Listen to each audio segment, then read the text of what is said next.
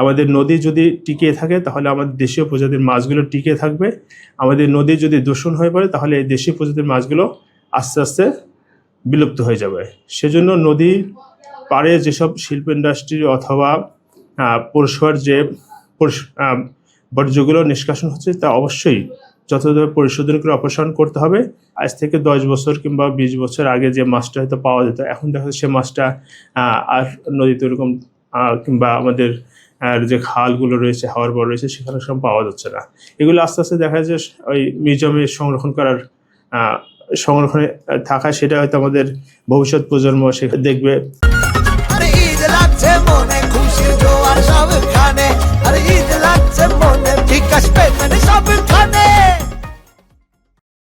মূলত সংস্কার কার্য আমরা করি 2023-এ, কিন্তু এই মিউজিয়ামটি আসলে স্থাপিত হয় 1962 সাল থেকেই। 62 সালে এই স্থাপনাটা ছিল তখন তৎকালীন ডিপার্টমেন্ট অফ ফিশারিজের আন্ডারে।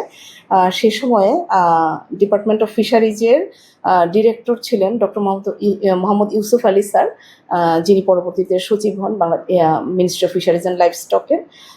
ওই স্যারের উদ্যোগে, স্যারের সাথে তখন কাজ করতেন জনাব AK Ataur Rahman sir, former DG department of fisheries.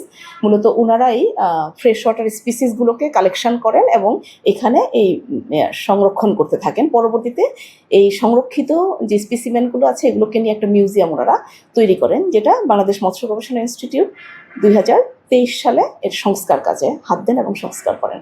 বর্তমানে 325টি জার আছে ছোট বড় মিলিয়ে, যেগুলোতে স্বাদু পানির মৎস্য প্রজাতি বিভিন্ন, এছাড়াও কিছু অ্যাকোয়াটিক অন্যান্য যে প্রাণী যেমন সাপ আছে, কিছু আপনার মোলাস্ক আছে, কিছু হলো আর্থ্রোপোডস আছে, এগুলো আছে।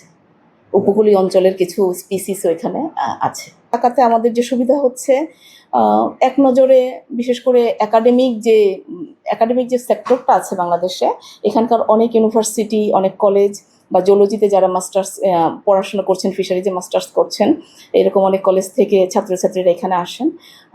এগুলো দেখেন, তারা দেখে এনকারেজড হন এবং এই সম্পদটা রক্ষণাবেক্ষণ, এই সম্পদ সম্বন্ধে, আমাদের যে অ্যাকোয়াটিক রিসোর্স, এটা সম্বন্ধে জানেন। সচেতনতা বৃদ্ধির ক্ষেত্রে কাজে লাগে এটা।